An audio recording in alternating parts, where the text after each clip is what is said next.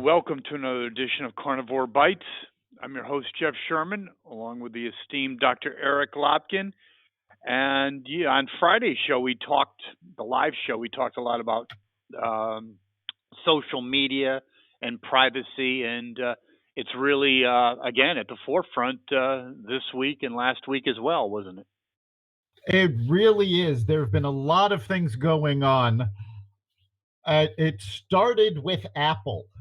Apple announced a new security feature that's going to be in the iOS operating system that requires any app that targets you with ads to allow you to opt out. Now, this includes Google, this includes Facebook.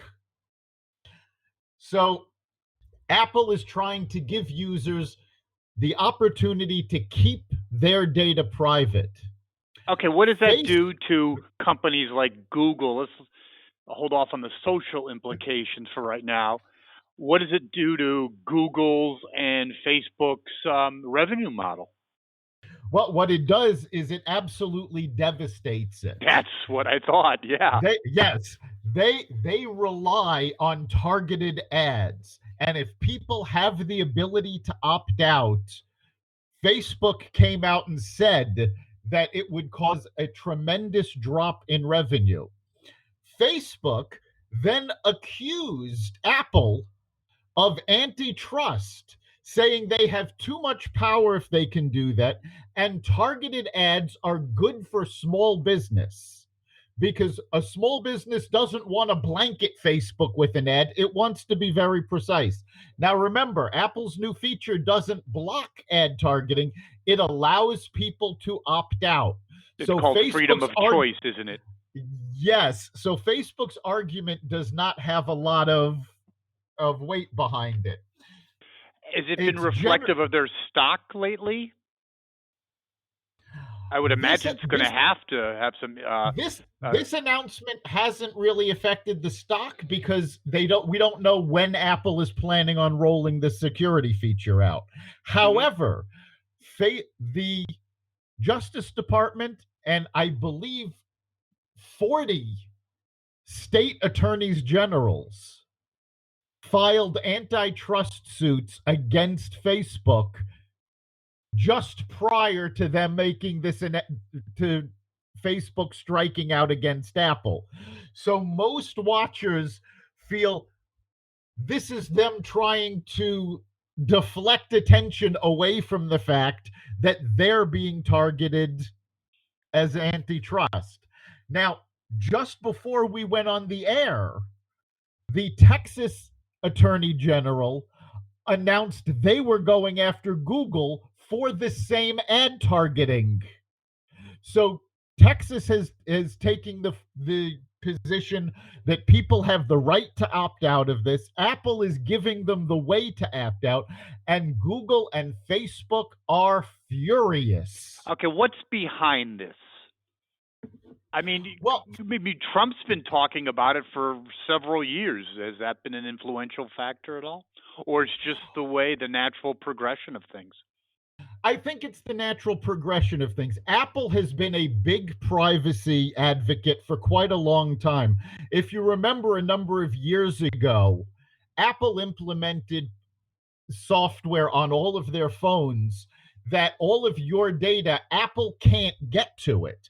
And the FBI tried to force Apple to put a back door in so that they could access private information, and Apple refused. So Apple has been a privacy advocate for quite a while. This is just the next step in their advocacy, but it's a big one because now they're not just taking on the government, they're also taking on their fellow tech companies. No, exactly. And I mean, this is could be an industry realigner, couldn't it? It really could. When Apple goes through with this, it's going to take a big hit on Facebook's revenue. It's going to take a big hit on Google's revenues. Now, aside from the revenues, the fact that people won't be able to target you if you've opted out One, big step for privacy. Two, it's actually going to go further to prevent the phony ads that rocked the election both in 2016 and 2020, because now people aren't going to be able to be targeted with them. Wow. That's very, So, very interesting. So not only does it have Wall Street slash financial implications, but political and social ramifications as well, Dr. Lopkin, doesn't it? yes, it's an absolute game changer. And what really set it off is Apple has been talking about this security feature for a while. And in their developer kit for apps, they have the framework already set up and they're starting to require apps to use it. At a privacy symposium in Europe, Apple announced that they would remove Facebook and Google apps from the App Store if they didn't comply. This is really monumental information. Um, I think we're going to have to keep on top of this because it really trims the feathers of Facebook and Google, at least on its face.